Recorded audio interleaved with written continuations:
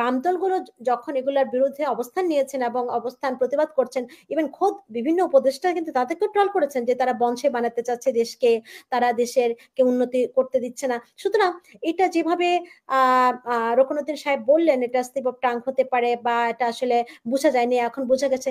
এই যে বোঝা যায়নি, কেন বোঝা গেল না? কেন বাংলাদেশের মানুষজন এই বিষয়ে একেবারে খুব মানে কোন রকম জ্ঞান পেল না যে কি হতে যাচ্ছে, কি হচ্ছে দেশে? আসলে জাতিসংঘের মহাসচিবের উচিত ছিল সেই দুটো দেশের সম্মতি নিয়েই সে কাজটি করা, যদি করতে হয়। কিন্তু মেমরা বলেছে তারা এই ধরনের উদ্বিগ্ন অবস্থায় তারা জাতিসংঘকে জানায়নি, তারা সহযোগিতা চায়নি, তারা চ্যানেলের পক্ষে চিঠিও লেখেনি। তাহলে একটি দেশকে অগ্রাহ্য করে আরেকটি দেশের কর্তৃত্ব, এবং সেই কর্তৃত্বের মূল জায়গা হলো আমেরিকার কর্তৃত্ব এবং জাতিসংঘের মহাসচিবের কর্তৃত্ব। সরকার একদিনের জন্য থাকুক, এক বছরের জন্য থাকুক, এবং খুব ক্রান্তিকাল সময় বাংলাদেশে এখন আপনারা জানেন প্রতি মুহূর্তে আসলে বিভিন্ন বিষয়ে পরিবর্তিত হচ্ছে এবং নানা রকম গুজব এখন চলছে প্রতি মিনিটে মিনিটে, এবং আমরা চোখ রাখছি। তো সেই জায়গাটাতে আপনাকে একদিনের জন্য, এক বছরের জন্য হলো অবশ্যই জনগণকে জনমুখী সরকার হতে হবে। দেখুন, আমি এতক্ষণ ব্রিগেডিয়ার অবসরপ্রাপ্ত রকনুদ্দিন সাহেবের কথা শুনছিলাম। আসলে দেখুন, চ্যানেল বলে, করিডোর বলে সিদ্ধান্তটি আসলে কে নিল, কিভাবে নিল, কার স্বার্থে নিল, কেন?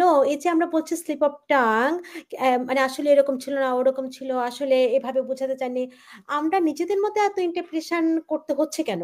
কারণ বিষয়গুলো ধোঁয়াশা, কারণ বিষয়গুলো বাংলাদেশের জনগণকে একভাবে আপনার দূরত্ব রেখে, ধোঁয়াশায় রেখে করা হয়েছে। এবং বিশেষ করে রাজনৈতিক দলগুলো কিন্তু জানে না কি হচ্ছে। ইভেন আমরা গতকালকে এবং আজকে দেখলাম সেনা প্রধান বলছেন যে তারাও জানেন না আসলে কি হচ্ছে, এবং তাদেরকে অন্ধকারে রাখা হয়েছে। এখন দেখুন, যদি খুব যৌক্তিকতার প্রশ্নে আমি বলি, তাহলে মিয়ানমারতে করিডোর হোক, চ্যানেল হোক, সেটা কি মিয়ানমার কি চেয়েছে? একটি দেশ তার দেশের জনগণের কাছে খাদ্য পৌঁছাবে, তাদের প্রাকৃতিক দুর্যোগ হোক, তাদের মানবিক দুর্যোগ হোক, সেই দেশের রাষ্ট্রপ্রধানের চিন্তা সেই মানুষদেরকে নিরাপত্তা দেয়া এবং খাদ্য সামগ্রী দেয়া। এবং তাহলে কি মিয়ানমার একবারের জন্য কি বাংলাদেশকে বলেছে যে আমার করিডোর দরকার বা চ্যানেল দরকার? এবং দেখুন, এখন পর্যন্ত উনি নিজেই বলেছেন, রকনুদ্দিন সাহেব নিজেই বলেছেন যে কয়েকদিন আগে বাংলাদেশের তত্ত্বাবধায়ক সরকারের উপদেষ্টা তিনি নিজে চেয়েছেন যে মিয়ানমারতে খাদ্য পৌঁছাতে, সেখানে কিন্তু দেওয়া হচ্ছে। এবং মিয়ানমারতে যে প্রাকৃতিক দুর্যোগ হলো কয়েকদিন আগে, তখনও তো খাদ্য পৌঁছানো গেছে। তাহলে কি এমন সমস্যা হয়ে গেল যে এখন বাংলাদেশের মধ্যে তো একটি চ্যানেল দিয়েই মিয়ানমারতে খাদ্য পৌঁছাতে হবে? এখন দেখুন, কে চাচ্ছে আসলে? চাচ্ছে আপনার যেটাকে বলা হচ্ছে যে আপনার একটি বিদেশি জাতিসংঘ, হ্যাঁ? এখন জাতিসংঘে এই যে চ্যানেল বলেন, এই যে আপনার করিডোর বলেন, এগুলো কি জাতিসংঘের কোনো ফোরামে সিদ্ধান্ত হয়েছে, নাকি একেবারে জাতিসংঘের মহাসচিবের ব্যক্তিগত চাওয়া? এখন দেখুন, দুটো দেশের একটা বিষয় যে বাংলাদেশ কেন চাইলে মিয়ানমার অভ্যন্তরে গেটকিপারের দায়িত্ব পালন করতে যাবে, কেন? এটা তো একটা যুদ্ধ টাকার মতো। আমি একটা দেশের ভিতরে গিয়ে আমি একটা গেট কিপিং করবো, আমি একটা রাস্তার দায়িত্ব নিব, কেন? যেটা যদি চ্যানেলে হোক, এখানে নিরাপত্তা প্রসঙ্গটি খুব জোরালো। এখানে আপনার কি, কেন বাংলাদেশ সেই কর্তৃত্ব নিয়ন্ত্রণের জন্য যাবে, সেই প্রশ্নগুলো গুরুত্বপূর্ণ। এখন দেখুন, এই সরকার কিন্তু স্পষ্টতই একটি মানে অনির্বাচিত সরকার।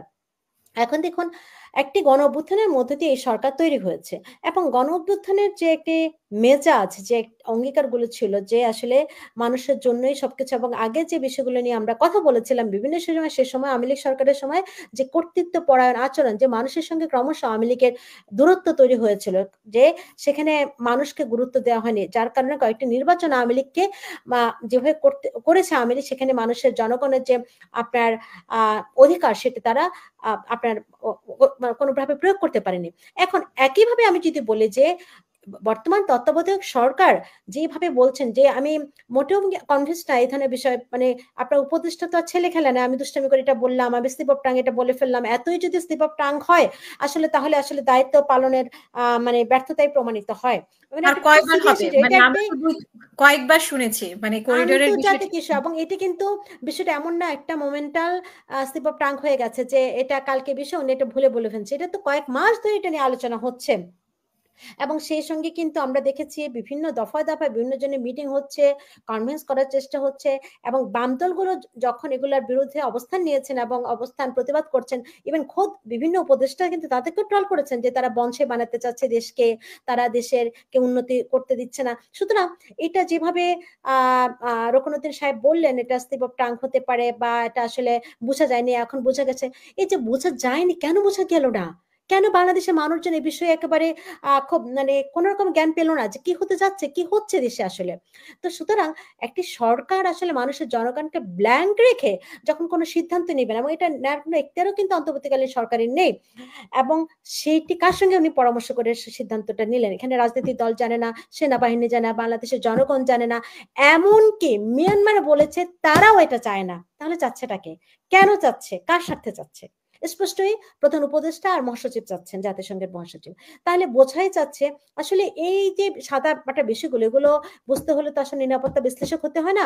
এগুলো সারা সারা মানে খুব সাধারণ চোখেই দেখা যায় যে যে রিসিভার, যে যে বলছে যান মানবিক করিডোর দরকার, সে চাচ্ছে না, সে বলছে আমি মানবিক করিডোর চাচ্ছি না, কিন্তু অন্য দেশ বলছে যে সেখানে মানে মানবিক করিডোর হতে হবে, এবং আরেক দেশকে ইনভলভ করে বলছে তোমরা সেখানে মানবিক করিডোর করো। তো এটা যে একটা ভূ রাজনীতির খেলা, এটা যে আসলে নিছক একেবারে যে আপনার মানে এমনি এমনি মানে ভুলে বলে ফেলছে টাং, বিষয়গুলো এত সহজ, এত মানে এত খুব হালকা খেলার বিষয় নয়। এবং এটা দেখুন আসলে কেন একইভাবে মানে জোবেদা নাসির একটু যদি বলেন যে এটা আসলে কেন সিদ্ধান্ত নিচ্ছে, মানে ভূ রাজনীতিক খেলা তো আমরা বুঝতে পারছি, কিন্তু মানে কার স্বার্থ রক্ষার জন্য ডক্টর ইউনূস এই সিদ্ধান্ত নিতে যাচ্ছিলেন বা ডক্টর খলিল এই সিদ্ধান্ত? একেবারে এটা পশ্চিমা বিশ্বের একেবারে আমেরিকার, আপনার অনেকদিন ধরে আমেরিকা এটা চেয়েছে, সেখানে করিডোর করার প্রস্তাব অনেকদিন থেকে মানে আমেরিকার পেছনে ছিল। এবং আপনারা দেখুন যে শুধু করিডোর না, আপনারা যদি বন্দর ব্যবস্থাপনার কথা বলেন, সেখানেও কিন্তু এই যে চিটাগাং বন্দর ব্যবস্থাপনা বিদেশি কোম্পানির কাছে দেয়া হচ্ছে বা হয়েছে, সেগুলো বাংলাদেশের যে বন্দরটি নিয়ে কথা হচ্ছে, সেই বন্দরটি 54 বছর সবচেয়ে লাভজনক বন্দর হিসেবে আছে। সেখানে কখনো কিন্তু অলাভজনক হিসেবে কখনো এটা আমাদের কাছে হাজির হয়নি। তাহলে এই যে বিষয়গুলো করা হচ্ছে যে বাংলাদেশে আরো আরো মানে উন্নত করা হবে। এখন কথা হলো খুব মানে ব্রিগেডিয়ার রুকনুদ্দিন সাহেবও চিটাং হিল ট্যাক্সে ছিলেন। আমরা কাজের সময় বিভিন্ন জায়গা যাই। খুব ইন্টারেস্টিং। আমি যখন একবার আপনার হলো অপ্রয়োজনীয় মনে হলো, খুব জরুরি আলাপ আমি মনে করি যে খুব খুমিপাড়ায় গেলাম, এবং আমি 6 ঘন্টা পাহাড়ে বেয়ে বেয়ে উঠে গেলাম, এবং আমি বললাম যে রাস্তাঘাট নেই, আপনারা কিভাবে চলেন? তখন ওরা বলল আমরা তো রাস্তাঘাট চাই না। হ্যাঁ, এখন রাস্তাঘাট দিলে উন্নতি, মানে যে মানুষটা চাচ্ছে না বা চাচ্ছে, সেটা কিন্তু খুব গুরুত্বপূর্ণ। এটাকে মানে কারা চাচ্ছে আসলে? এখন দেখুন বাংলাদেশে কতজন মানুষ আসলে এই বিষয়গুলো বাইরের মানুষকে দিতে চাচ্ছে, বাইরের প্রতিষ্ঠানকে দিতে চাচ্ছে। এবং এখানে আমরা নিশ্চিতভাবেই জানি যে যখন কোনো প্রতিষ্ঠানকে এই ধরনের চুক্তিতে দেয়া হয়, সেগুলো আসলে আস্তে আস্তে সেটা কর্তৃত্ব নিয়ন্ত্রণ বিষয়ে চলে আসে। এবং কি জন্য আসলে আমার প্রসঙ্গ হলো উপদেষ্টাকে এখন এই সিদ্ধান্তগুলো নিতে হবে, এই এই বিষয়ে সিদ্ধান্ত নেওয়ার কি মানে এখন খুব জরুরি? কেন এতটা জরুরি হয়ে পড়লো? যদি আপনার বিষয়গুলো এই কেন এত জরুরি হয়ে পড়লো, কি প্রক্রিয়ায় সেটি আপনার করা হলো, এবং এর পাশাপাশি যদি আপনি দেখেন যে আপনার মানে কার স্বার্থে এটা করা হচ্ছে, এবং তখন কিন্তু আপনার বিষয়গুলো খুব নজরে আসবে যে আসলে এটা যে সীমান্ত কর্তৃত্ব, এবং এটা নিয়ন্ত্রণ, সীমান্ত নিয়ন্ত্রণ, সীমান্ত আপনার পাহারা একভাবে বলতে গেলে কেন বাংলাদেশ আর্মিকে সেখানে আপনার ডিপ্লয় করা হবে, বা কেন বাংলাদেশ আর্মি সেটা করতে চাবে? কেন বাংলাদেশ, কেন কোনোভাবে একটি দেশ চাচ্ছে না? স্পষ্টভাবে চিঠি লিখে তারা জানিয়েছে আমাদের সঙ্গে এই বিষয়ে কোনো কথা হয়নি, আমরা এটা চাচ্ছি না। ইভেন জাতিসংঘের উচিত ছিল, জাতিসংঘের মহাসচিবের উচিত ছিল সেই দুটো দেশের সম্মতি নিয়েই সে কাজটি করা, যদি করতে হয়। কিন্তু মেমরা বলেছে তারা এই ধরনের উদ্বিগ্ন অবস্থায়, তারা জাতিসংঘকে জানায়নি, তারা সহযোগিতা চায়নি, তারা চ্যানেলের পক্ষে চিঠিও লেখেনি। তাহলে একটি দেশকে অগ্রাহ্য করে আরেকটি দেশের কর্তৃত্ব, এবং সেই কর্তৃত্বের মূল জায়গা হলো আমেরিকার কর্তৃত্ব এবং জাতিসংঘের মহাসচিবের কর্তৃত্ব। সুতরাং এখানে দেখুন বাংলাদেশ রাষ্ট্রটি স্বাধীন হয়েছে 1971 সালে, এবং সেটার মূল লক্ষ্য ছিল কিন্তু এই স্বাধীনতার মূল জায়গা যদি চেতনা বলি, সেটা কিন্তু আওয়ামী লীগ বয়ানের চেয়ে আমরা যে চেতনাটা বুঝি, যে বাংলাদেশের প্রতিটি তেল, গ্যাস, খনিজ, বিদ্যুৎ, বন্দর এবং মাটি, ধাতু সবকিছুকে আসলে মুক্ত রাখা, সবকিছুকে আসলে নিজের করে রাখা, নিজের সম্পদের মালিকানা দখল সবাইকে রাখা। এবং এই স্বাধীনতা অর্থ যদি হয় যে সেই মালিকানা এদেশের জনগণের, তাহলে প্রত্যেকটি সিদ্ধান্তের ক্ষেত্রে এদেশের জনগণের কি মূল্য অবশ্যই অবশ্যই দিতে হবে। এবং যখন একজন উপদেষ্টা বলছে কে কি বলছে আমরা সেগুলোকে তোয়াক্কা করব না, এবং বলছে যারা প্রতিবাদ করছে তারা বাম এবং তাদের বংশে করে রাখছে। এখন দেখুন খুব ইন্টারেস্টিং, এগুলো কিন্তু আওয়ামী লীগ করতো, যে ডিভিশনের রাজনীতি, যে আমার সঙ্গে থাকলে ভালো, আমার বাইরে গেলে সে কালো। হ্যাঁ, আমার সঙ্গে যারা বাম আছে তারা আমাকে সাপোর্ট দিচ্ছে বলে ভালো, যারা প্রতিবাদ করছে তারা ভালো না, তারা বংশে করে রাখছে। খুব খুব ইন্টারেস্টিং যে আমরা কে কি বলছে সেগুলো শুনছি না, আমরা এগুলোকে গুরুত্ব দিব না। এজন্যই আমি বলছি গুরুত্ব দিতেই হবে, কারণ সরকার একদিনের জন্য থাকুক, এক বছরের জন্য থাকুক, এবং খুব ক্রান্তিকাল সময় বাংলাদেশে এখন আপনারা জানেন প্রতি মুহূর্তে আসলে বিভিন্ন বিষয়ে পরিবর্তিত হচ্ছে, এবং নানা রকম গুজব এখন চলছে প্রতি মিনিটে মিনিটে, এবং আমরা চোখ রাখছি। তো সেই জায়গাটাতে আপনাকে একদিনের জন্য, এক বছরের জন্য হলো অবশ্যই জনগণকে জনমুখী সরকার হতে হবে।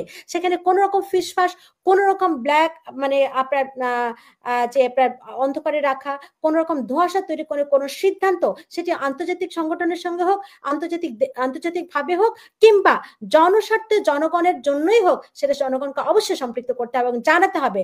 এবং আওয়ামী লীগ সরকারের যে বিষয়গুলো নিয়ে বারবার কিন্তু বলা হচ্ছে যে চুক্তিগুলো অস্পষ্ট, চুক্তিগুলো জনসম্মুখে আপনার প্রকাশ করা হয়নি, এবং এই চুক্তিতে একটা অসমতা আছে, এই চুক্তিগুলোতে একটা ক্ষমতার সম্পর্ক আছে। ঠিক একইভাবে বুঝি হোক কিংবা ইচ্ছাই হোক, এই সরকার কিন্তু আগে সরকারের মতোই হাঁটছে, অর্থাৎ জনগণকে তোয়াক্কা করছে না।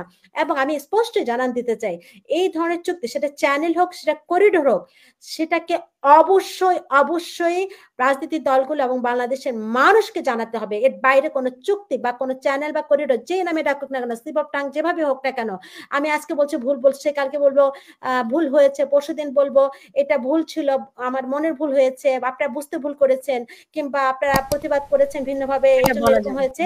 এই ধরনের কোনো বিষয়কে কোনোভাবে গ্রহণ করা হবে না, এগুলো প্রত্যেকটা অগ্রহণযোগ্য।